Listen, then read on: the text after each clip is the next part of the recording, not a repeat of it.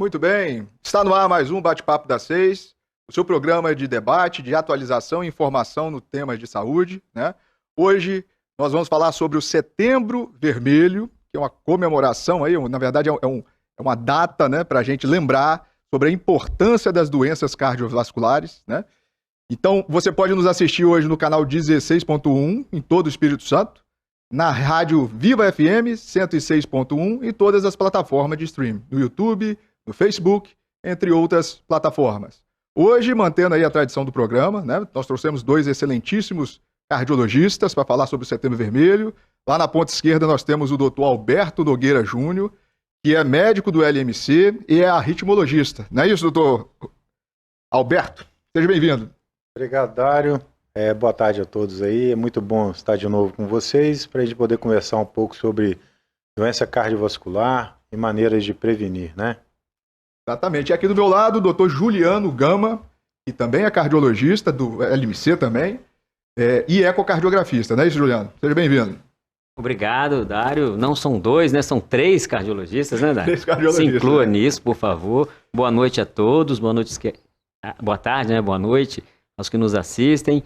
É um prazer sempre a gente estar aqui, principalmente ladeado por esses dois grandes cardiologistas, para a gente tentar ajudar, né? O intuito do programa é a gente ajudar, é conscientizar, é mostrar a importância das doenças cardiovasculares e como preveni-las. Isso aí, tem muita informação bacana para vocês hoje. Antes de iniciar o programa, vamos dar os giros de notícia aí da saúde, né? Nós tivemos aí o Dr. Rodrigo Turra Perrone, que é ortopedista, ele participou como voluntário, bem legal essa ação da Paralimpíada aqui em Linhares. Nós tivemos também no Linhares Medical Center algumas boas notícias, a abertura de ambulatórios de subespecialidade, o doutor Alberto vai atender lá às sextas-feiras, um ambulatório só de arritmia, né? Nós também tivemos uma novidade para Linhares, que é um produto novo, que é o check-up executivo, coordenado aí pela doutora Débora Eulálio, enfermeira Karine e a Adriele, que está dando certo demais. A gente já fez vários executivos aqui das grandes empresas de Linhares. Além disso, também está estreando um ambulatório com horários flexíveis, né, que é o consultório aí do Dr. Ângelo Guarsoni e também do Dr. Guilherme, que é o urologista e neurocirurgião, os dois, né, respectivamente. Eles vão fazer um ambulatório noturno às quartas-feiras, estendendo aí, dando mais flexibilidade aos trabalhadores, à população de Linhares, também lá no Linhares Medical Center. E por último, que contempla a nossa campanha aqui, o Setembro Vermelho, né, que é o mês destinado a essa questão do coração, lá no 3 Barras, amanhã, em frente ao Conquista, das 17 às 19 horas, vai ter uma ação também do Linhares Medical Center sobre a prevenção, dando continuidade a esse mês aí do Setembro Vermelho. Vai estar lá toda a equipe de cardiologia do LMC para a gente falar mais um pouco, além de hoje, da prevenção cardiovascular. Show de bola? É isso aí. Então a gente vai começar, primeiro, perguntando aí para o doutor Juliano o que é esse Setembro Vermelho, né? Essa ação, e o dia também, hoje se comemora o Dia Mundial do Coração, não é isso, doutor Juliano? Isso aí, doutor Dário. Na verdade, seria o dia 30, né? Dia 30. Nosso programa é o dia 28, então isso aí a gente traz para cá, essa data importantíssima, né? É muito interessante isso que nos últimos anos a gente tem visto, né, doutor Dário, doutor Alberto, outubro rosa, né, o novembro azul, conscientização de cânceres de mama, câncer de próstata, né, suicídio, né, que é uma coisa muito Exatamente. interessante a gente falar também, no setembro também que se comemora isso, porque são problemas gravíssimos, né, que afetam a população e que a gente precisa conscientizar para diminuir as estatísticas, né? A doença cardíaca, né, a gente bem sabe que mata pelo menos 30% na população do mundo, né, 30% dos óbitos no mundo são causados pelas doenças cardiovasculares, aí se inclui o infarto e o derrame, né? Mata mais do que praticamente todas as causas nosológicas, né, todas as doenças, né? A gente só tem mesmo o câncer de pulmão, que pode matar mais que uma doença cardíaca, que é a insuficiência cardíaca, que a gente vai comentar posteriormente, né?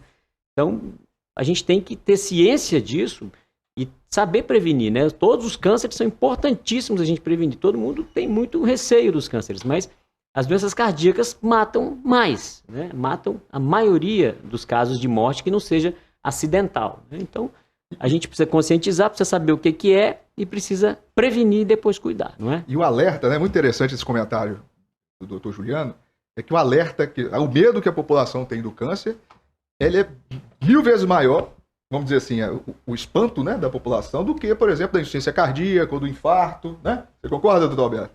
Concordo. De forma geral, as pessoas tendem a ter um conhecimento pequeno em relação à doença cardiovascular e suas consequências, né, em relação à saúde da população em geral. A gente vê mais o pessoal tendo medo aí de problemas relacionados às neoplasias, né, ao câncer, e dando pouca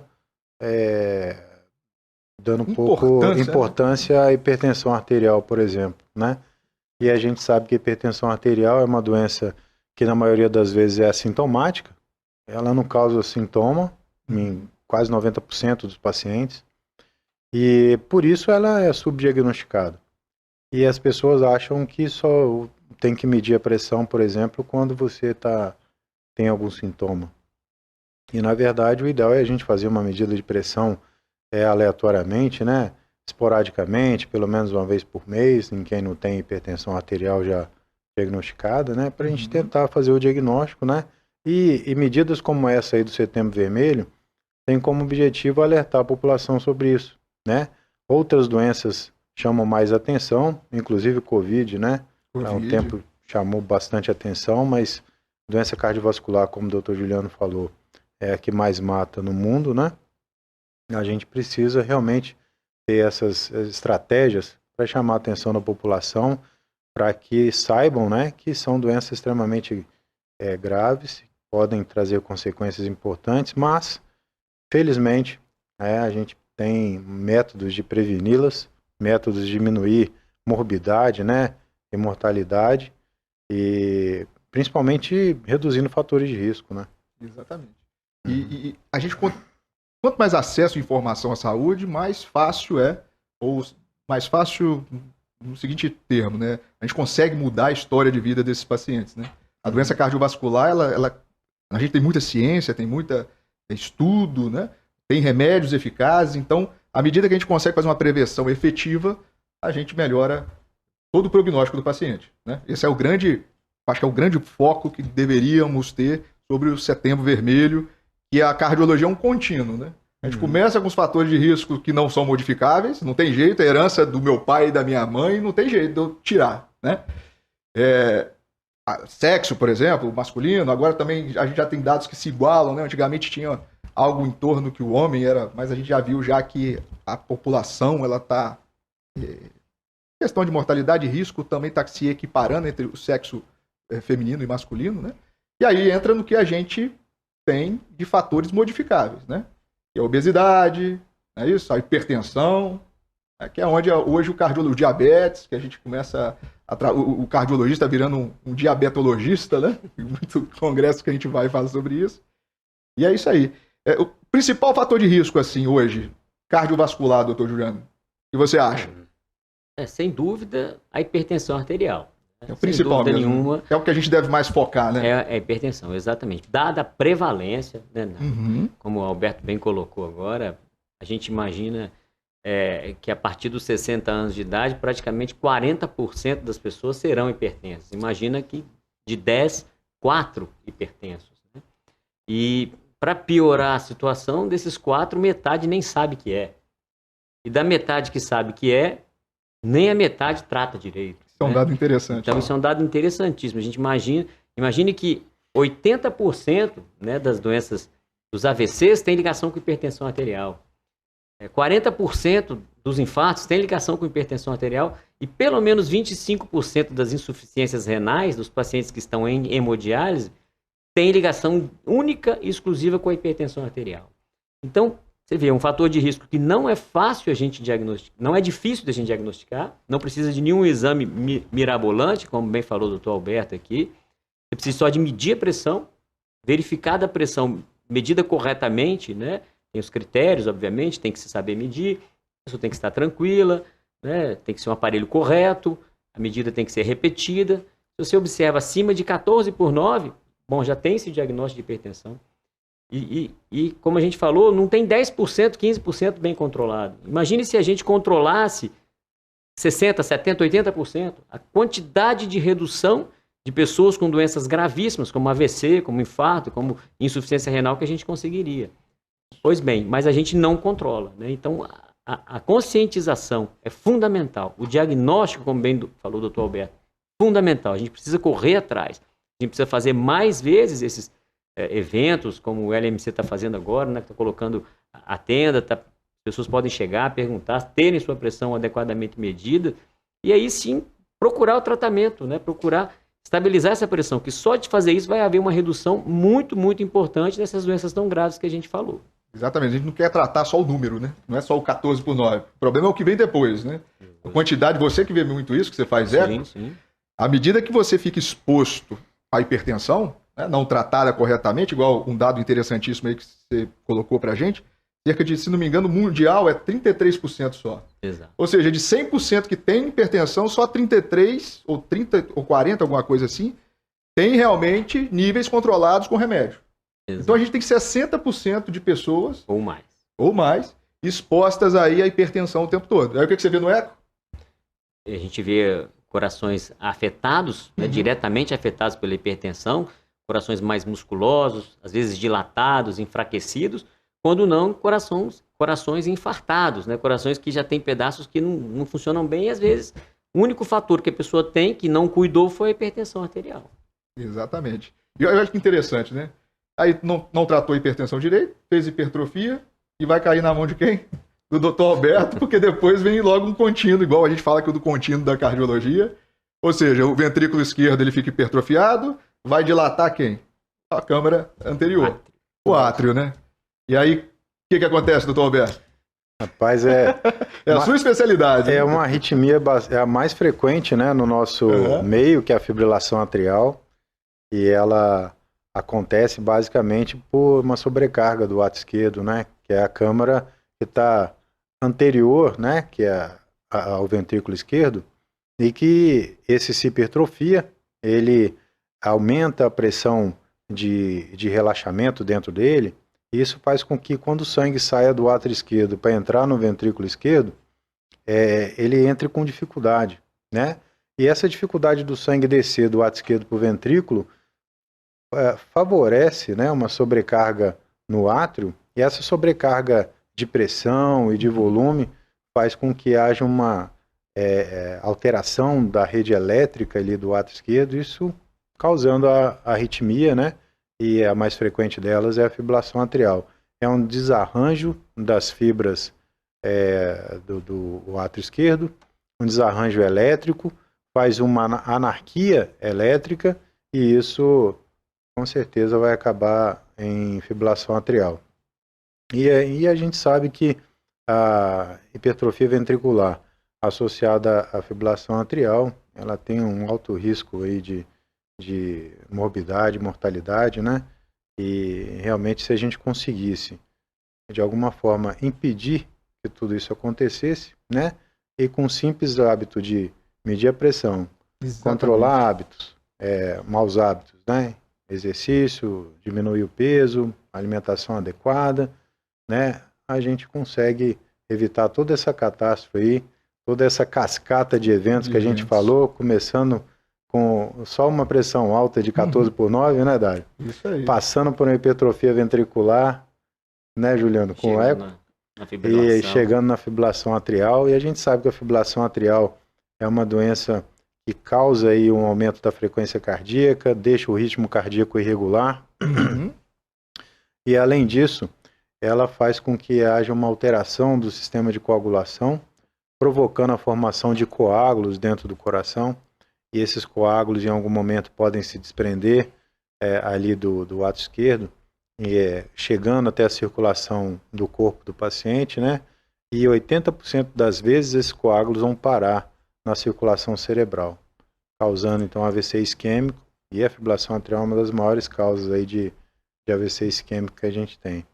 Então, fora outras embolias, né? Esse coágulo ele pode parar em outros locais, rins, coração, olhos, né? Em qualquer lugar que seja irrigado por artérias, né? E causar embolias importantes.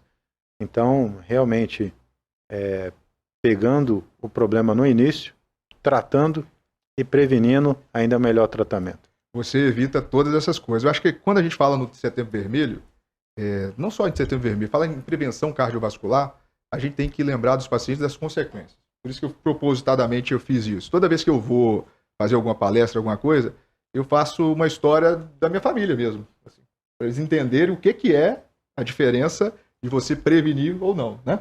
Então a gente já falou aqui, ó, o paciente fez... Quantos pacientes a gente tem no consultório que não quer tratar, ou às vezes não acredita no tratamento, né? Ele fala, eu adoro essa frase, tá me intoxicando, doutor, você tá me dando muito remédio. Eu escuto isso assim, com muita frequência. Uhum. E às vezes não tem jeito, vai ter que tomar ali 8 medicações, enfim, dependendo do conjunto de comorbidades, chega aí até 10, 12 remédios, não tem jeito, né? E aí a gente precisa que a população entenda que o que a gente está fazendo não é tratar o número. A gente não quer que você tenha um AVC, não quer que você tenha um coração hipertrofiado, não quer que você tenha insuficiência cardíaca, né? E com um diagnóstico tão fácil, igual o Dr. Juliano já disse aqui, com esfigmomanômetro e uma pessoa treinada, a gente sabe quem é hipertenso e quem não é. Então tá bom. Então, início de tudo, a gente tem a hipertensão, o diagnóstico é com esfigmomanômetro, a gente ainda tem algumas curiosidades que eu acho interessante da gente falar, que é a hipertrofia do jaleco, hipertensão do jaleco branco e a hipertensão mascarada. O que é isso aí, doutor Juliano? Muito bom, muito boa colocação, Dário. A gente sabe que isso é muito comum, né? Começando pela hipertensão do avental branco, né, do jaleco branco, que vai afligir mais de 30% dos pacientes que procuram um consultório médico qualquer, não necessariamente do cardiologista, né? Essa é aquela pessoa que toda vez que vai aferir a pressão no ambiente hospitalar ou de clínica, a pressão está acima de 14/9, ou de 14 ou de 9, né? Vai medir fora, a pressão está boa, está 12, está 11, né? Ou então vai fazer um exame, que a gente tem alguns exames, alguns recursos para fazer, que é o mapeamento da pressão, é o mapa, né, que mede 24 horas. Temos a monitorização residencial, que também é um exame que pode ser feito, e nessas medidas a pressão está boa, está excelente, abaixo de 14/9, né, mais ou menos 12/8, que seria a pressão excelente. Então isso é comum demais, né? Existem essas pessoas, mas também existem as pessoas que têm o efeito do avental branco. A gente tem que lembrar isso também, né? Uhum. São pessoas que têm a pressão alta, elas têm níveis acima de 14/9 habitualmente, só que chegam no consultório, a pressão sobe mais ainda, né? Esse é o efeito do avental branco, também tem relação. São duas coisas um pouquinho diferentes, mas que são parecidas na hora de você fazer o diagnóstico. Por isso que é muito importante, né? Principalmente se a pessoa tem esse tipo de comportamento, passar pela avaliação de um especialista, né?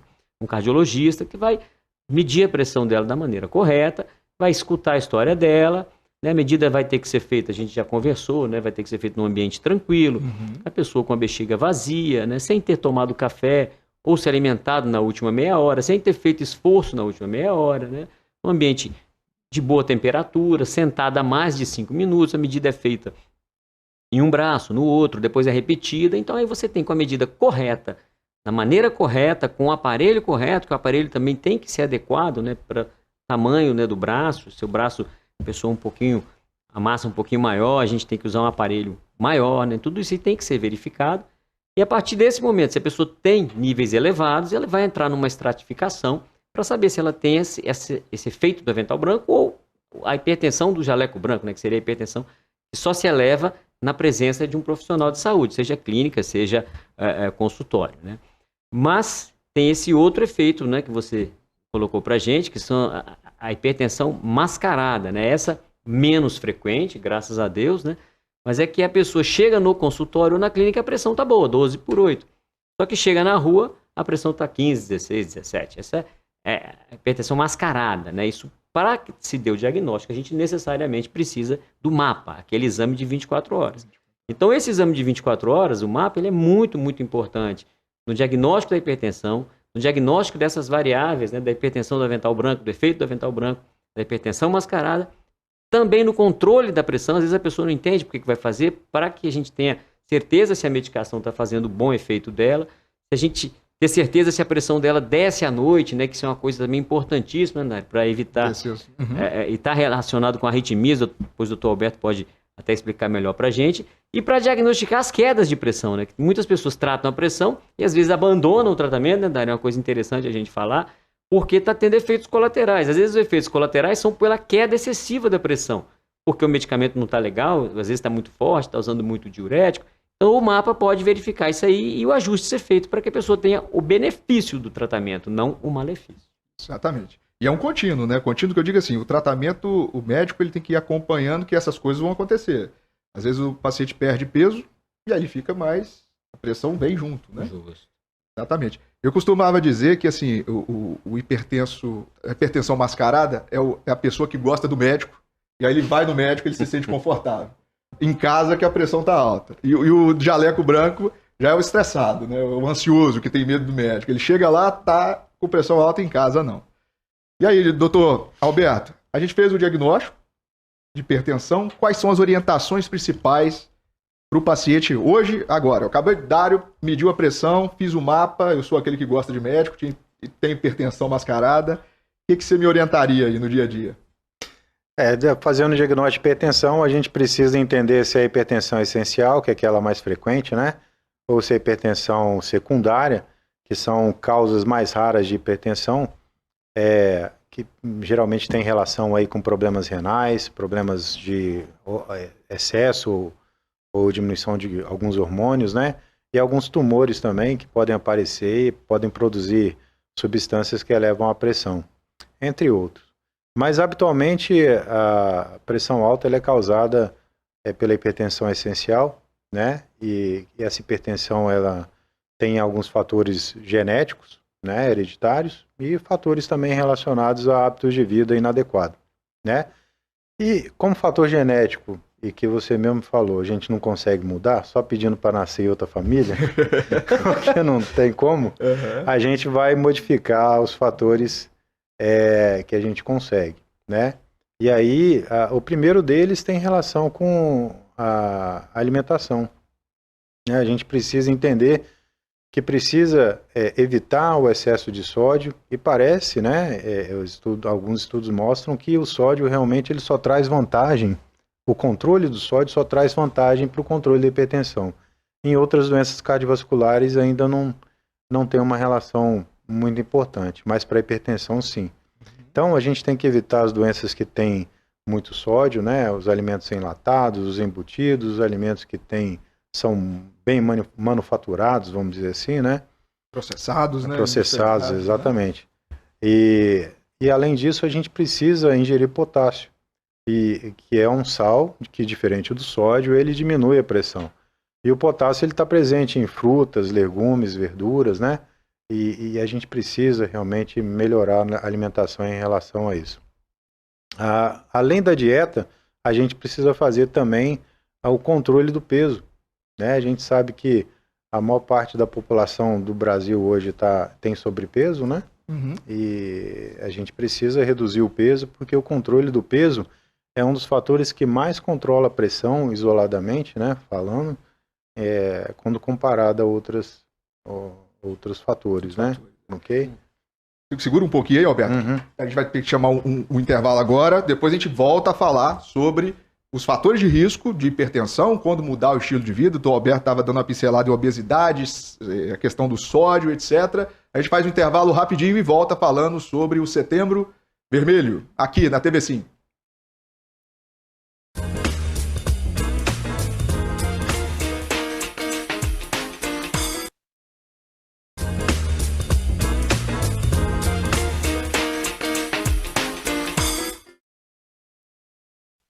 Volta ao mais um Bate-Papo das 6. Hoje, falando sobre Setembro Vermelho, na presença de dois ilustríssimos profissionais, cardiologistas consagrados da nossa região, o Dr. Alberto Nogueira Júnior, que é arritmologista, e também o Dr. Juliano Gama, que é cardiologista e ecocardiografista.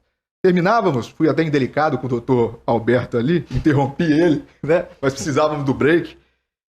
Falávamos sobre o paciente que teve o diagnóstico de hipertensão, e aí acaba que o tratamento de prevenção, a mudança do estilo de vida que nós chamamos, ela é praticamente a mesma coisa para a cardiologia inteira, né? da questão de prevenção. Você falou um pouco sobre a obesidade, que tem uma relação linear, né? Quanto mais obesidade, mais pressão arterial. Uhum. Falou também da questão do sódio, né? E eu te interrompi justamente na hora da obesidade. Exatamente. Mas tranquilo. Eu desculpo você. Mas em relação à alimentação, né? A gente já falou. E em relação à obesidade, a gente sabe que controlando o peso, a gente tem maior chance de controlar a pressão. E não é à toa que a gente vê vários pacientes que submeteram a cirurgia bariátrica e hoje em dia não tomam mais medicações, né? Esse é o exemplo que a gente dá, né? Exatamente. Eles controlam bem a pressão arterial apenas com controle do peso, né? E além disso, a gente também, a dieta, o controle do peso, a gente tem também a atividade física, né?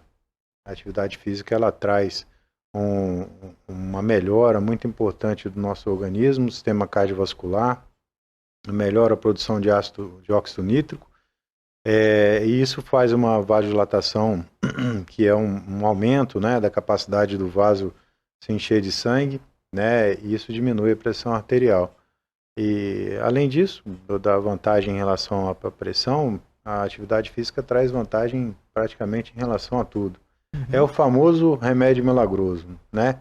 Se uma pessoa quisesse te vender o remédio milagroso que resolve tudo, né? Era só chegar e falar, faz atividade física. Não precisa ficar preocupado com fórmula nenhuma, né?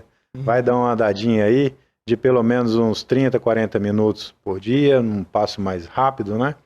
E 5 vezes por semana no mínimo, mas o ideal é 7 vezes por semana, né? De vez em quando faz uma musculação também, umas 2 ou 3 vezes por semana, para melhorar a parte osteomuscular.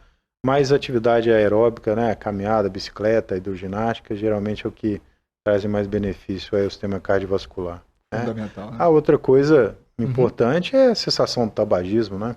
É verdade. A gente sabe que o cigarro ele provoca uma série de complicações no nosso organismo, aumentando aí a pressão arterial através da nicotina, né? Ele causa também um aumento dos glóbulos vermelhos do sangue, e isso favorece o excesso de líquido no sangue, também aumenta a pressão, e ele causa também lesão nas artérias, né? Lesão na parede das artérias, que a gente chama de lesão endotelial, e isso favorece aí o enrijecimento das artérias, causando aí a pressão alta, né? Então, o tabagismo é um fator de risco importante que deve ser eliminado também. Se tem uma coisa que a ciência sabe, tem certeza, é que o cigarro faz mal para tudo, né? Uhum. Agora inventaram um cigarro que venderam que não faz mal, que é aquele vape, né?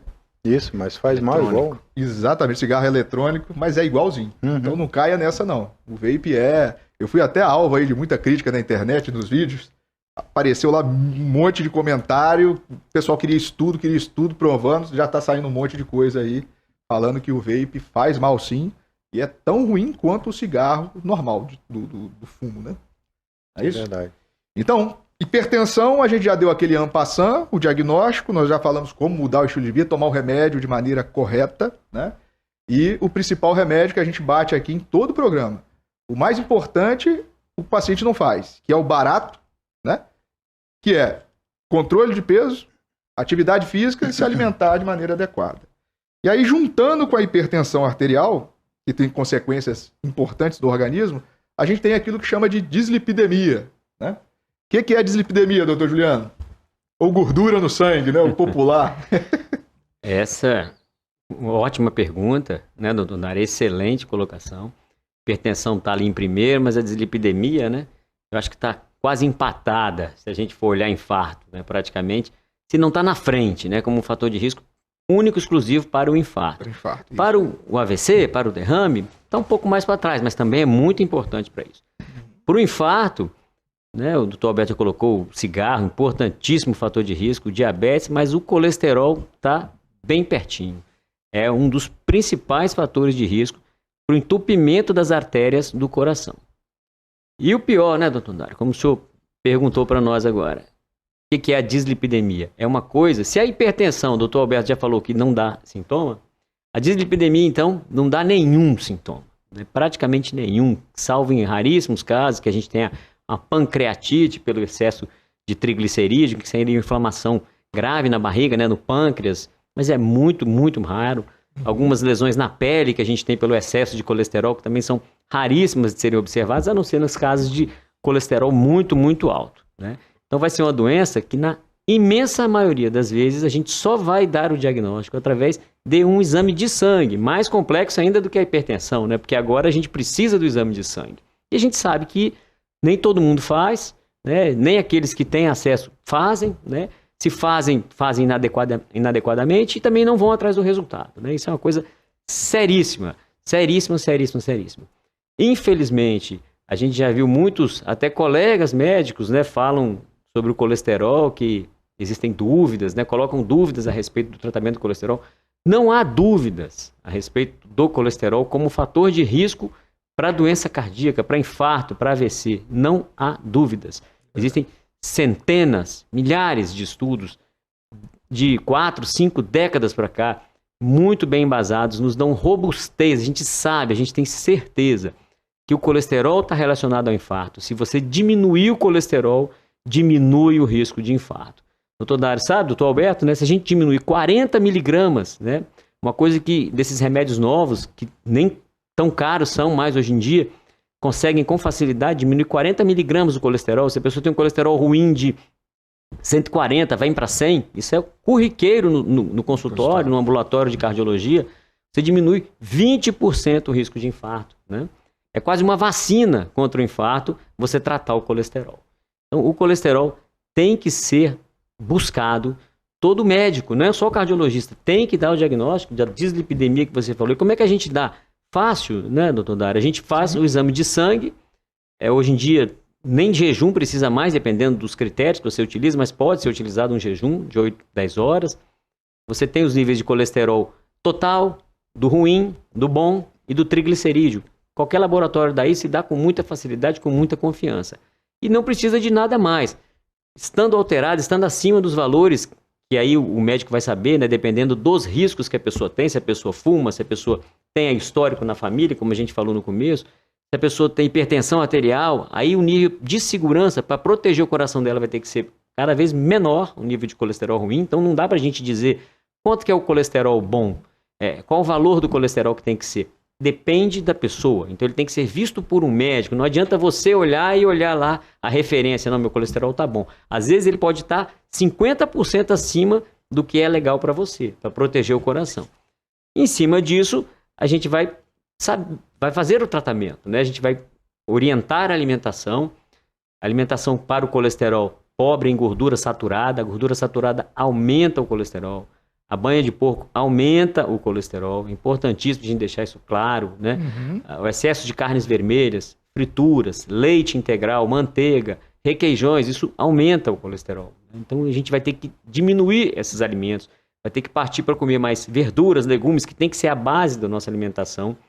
Oleaginosas, né? Castanhas, isso é excelente, tem a gordura semelhante à do azeite, né? Rica em ômega 3, né? Que são gorduras que diminuem o colesterol ruim. A comida rica em peixes, né? Essa é a alimentação que deve ser preconizada para todas as pessoas que querem ter o colesterol controlado. Agora, a alimentação vai reduzir 30% do colesterol. Os outros 70% às vezes é produzido pela própria pessoa. Então isso vai haver a necessidade de um remédio e a gente deve abordar agora em seguida. Isso aí, o remédio, a adesão é muito ruim, né, doutor Alberto? Eu acho que é difícil as pessoas acreditarem. É interessante isso. Tem uma descrença nessas questões do colesterol. Às vezes tem gente que trata assim, eu vou tomar só 3 meses para ver como é que eu fico, e aí para.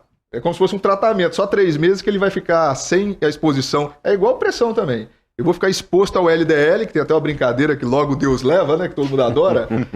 E hoje Deus livra, né? HDL e LDL. Então, as pessoas ficam expostas, a questão é ficar exposta a um fator de risco durante muito tempo. É isso que a gente quer prevenir, tirar esse fator de risco, né? Do LDL no caso, e a aderência ao remédio é muito baixa, né? Também. Não, é verdade. E muita gente tem medo de ficar tomando remédio a longo prazo, por causa de efeitos colaterais, né? E aí é importante consultar um cardiologista, um médico, né, para a gente poder orientar. A chance de efeitos colaterais geralmente são menores, né? E baixo, como é tudo em medicina, a gente tem que sempre levar em consideração os riscos e os benefícios, né? Nesse caso do remédio de colesterol, quando ele é bem indicado, o benefício em relação à redução do colesterol e além disso, independente do nível de redução de colesterol, só o fato da pessoa estar usando o remédio já há uma redução de risco em redução de eventos como infarto, derrame e também redução de mortalidade, independente da redução do LDL. Então, em pacientes que têm a necessidade do remédio, é importante saberem que o uso da medicação vai trazer o benefício a longo prazo, se tomado de forma contínua, né? Não, vou parar 3 meses, não. Se tomado de forma contínua, vai trazer o benefício a longo prazo de reduzir eventos e até mortalidade, né? E os efeitos colaterais são muito pequenos comparados com esses efeitos a longo prazo, né? Que o remédio vai estar. Então, em medicina é assim, a gente sempre tem que pesar o risco-benefício, porque geralmente as medidas têm 2 lados, né? Sim. E a gente precisa entender isso, analisar cada paciente e poder fazer o melhor para cada um. Né? E hoje a gente tem tecnologia para isso, né? A gente está falando sobre prevenção. Hoje, igual você disse sobre a questão do remédio de colesterol. Muitas das vezes você não vai precisar de exame, você já faz o diagnóstico só em conversar com o paciente. Aí você já, esse já é de alto risco. A história familiar dele já é alta, né? Então esse é um paciente que eu preciso acompanhar de perto, o LDL dele tem que ser X. Medicina de precisão, igual o Dr. Juliano disse. Não tem um número mágico, é menor que 160 e acabou. É isso aqui. Não. Cada pessoa tem uma meta a ser cumprida. Estratificação de risco, né? Exatamente. Apesar de toda a tecnologia, a gente pode... A angiotomografia, eu reestratifico esse paciente que tinha a cara de não ter doença, agora tem, né? É uma tecnologia que veio da cardiologia, né? Ajudar muito. E a gente vê que a questão de exposição mesmo, mudança de estilo de vida, tá tudo muito intricado, é um contínuo, né? E sobre, então, a consequência. Vamos entrar nas consequências logo. A gente, então, tem um paciente obeso, tabagista, dislipidêmico, que o Dr. Juliano falou de maneira excelente, hipertensão, que a gente já disse, e aí ele começa a sentir, então, dor no peito. E aí? A gente está de frente com que doença? Qual que é a primeira consequência? Vamos dizer que ela é intermediária, será? Ela não é a final, né? Talvez a doença coronariana... Aí chegou onde a gente, até agora, né, discutiu que é o mais importante, a gente diz, em termos de saúde pública, que é a prevenção. O primeiro passo sempre é a prevenção. Agora o doutor Dário colocou uma consequência. Claro que a gente vai ter que fazer por onde, né, Dário? Vamos tentar diagnosticar agora o problema que a pessoa tem, que já passou do ponto de prevenção, aconteceu dela formar uma placa de aterosclerose, né, que não é só o colesterol, a gente já explicou aqui, doutor Alberto, né, hipertensão arterial, o cigarro, a história familiar, tudo isso, junto com o colesterol, vai levar à deposição de placas nas coronárias, essas placas podem romper, o rompimento dessa placa, a agregação de plaquetas, né, de um coágulo ali pode fazer o sangue parar, o sangue para de fluir, deixa de chegar o oxigênio no miocárdio, que é a célula do coração, e ele começa a sofrer. E aí a pessoa começa a ter dor, né, e obviamente uma dor muito forte, porque é uma dor de infarto, né? Lembrando que não é só o infarto que dói, né? Não é só o infarto. A pessoa pode ter uma obstrução dessa que seja aguda, que seja formada hoje, mas não obstrui 100%. Então ela pode ter uma angina, que também pode vir a se tornar um infarto nas próximas horas ou dias. Então é importantíssimo a pessoa que está sentindo uma dor torácica aguda, principalmente se tiver esses fatores de risco que a gente tanto falou aqui agora, se tiver mais de 40 anos, né? Se fuma, se tem hipertensão, se tem diabetes, começou uma dor forte no peito, seja irradiada para o braço, para as costas, para a mandíbula, né? Com sudorese, com náusea, às vezes até desmaiando, importantíssimo buscar o atendimento médico de urgência, porque pode ser um infarto, isso que a gente acabou de dizer. Isso aí, uma consequência de tudo isso que a gente está discutindo hoje, fatores de risco para a prevenção para não ter as consequências que são as doenças cardiovasculares. Bem, terminamos o segundo bloco falando sobre o Setembro Vermelho, doenças cardiovasculares, falando sobre hipertensão, dislipidemia, obesidade, cessação de tabagismo, conscientizando a população. E no último bloco a gente volta falando mais sobre Setembro Vermelho.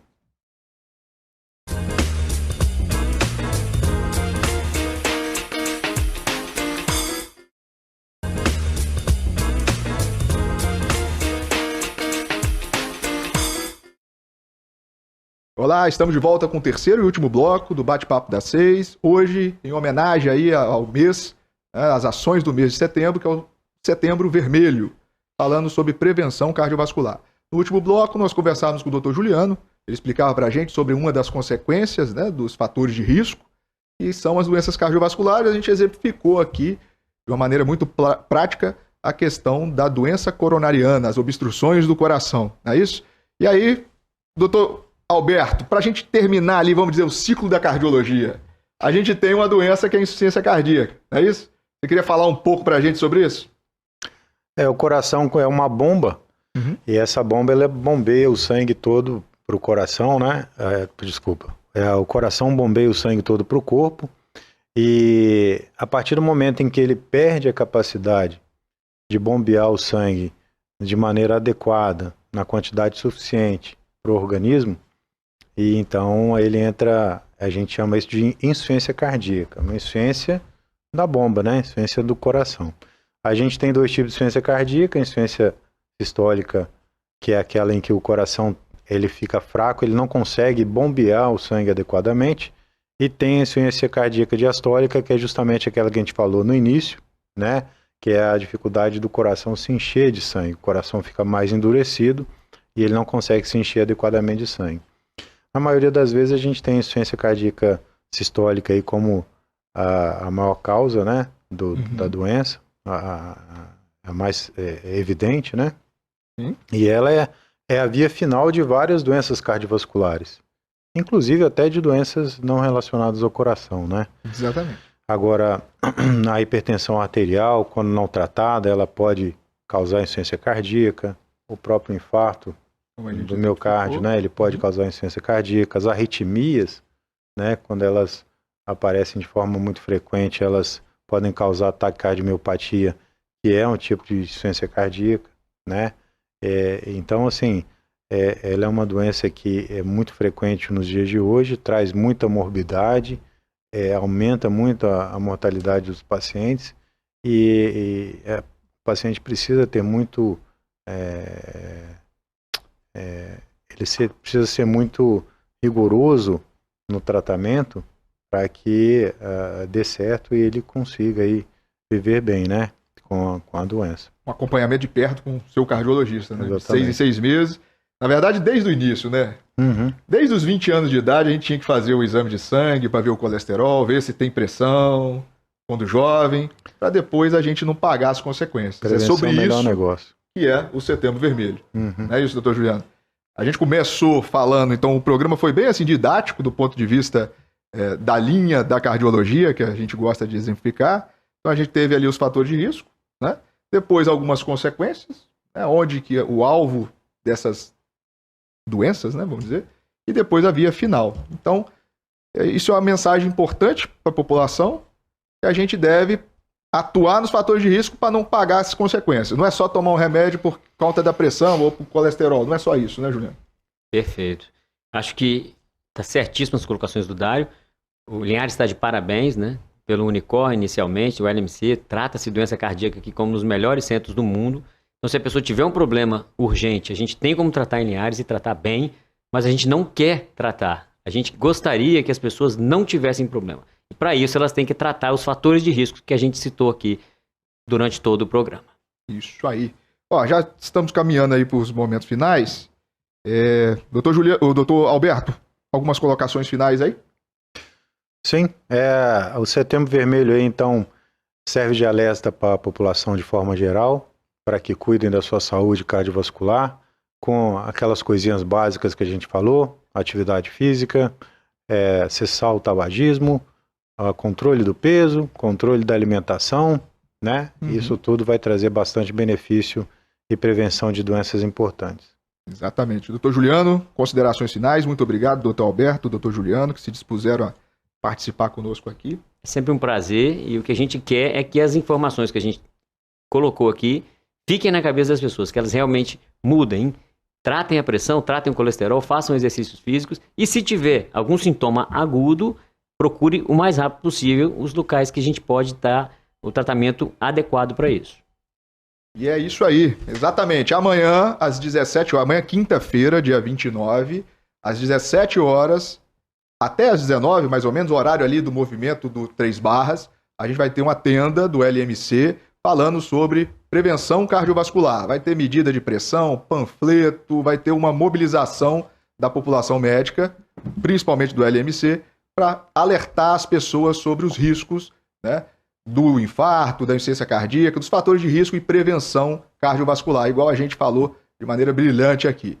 É isso aí, até amanhã, às 17 horas, e o Bate-Papo das 6 fica por aqui. Até a próxima quarta-feira, na Quarta-feira da Saúde.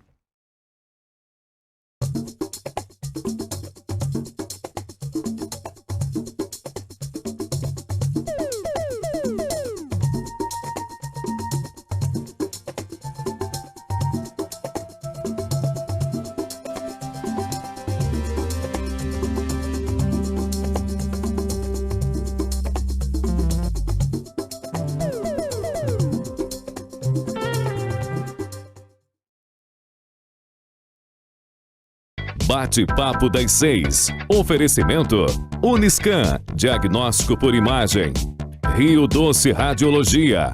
Unicor. Conquiste e proteja seus bens com a Pagoto Corretora de Seguros e Consórcio. Seguro e consórcio de tudo para todos. Peça sua cotação.